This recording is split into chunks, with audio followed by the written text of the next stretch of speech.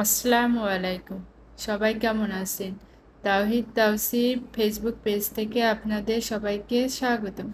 আজ বাজার থেকে একটা বড় কাতলা মাছ নিয়ে এসেছে।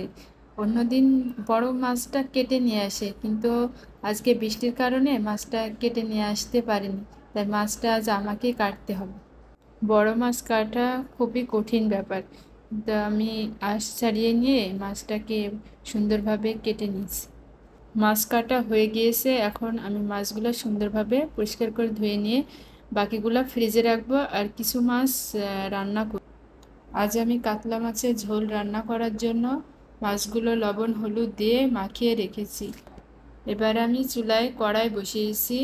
তেলটা গরম হয়ে গেলে মাছগুলো আমি ভেজে নিব। আমার বাসায় সবাই কাতলা মাছের ঝোলটা পছন্দ করে, তাই আমি মাঝে মাঝে কাতলা মাছের ঝোলটা রান্না করি। মাছ ভাজা হয়ে গেলে আমি একটা পাত্রে মাছগুলো তুলে নেব। ওই পাতিলে আবার আমি পেঁয়াজ কুচি দিয়ে পেঁয়াজগুলো একটু সুন্দরভাবে ভেজে নিব।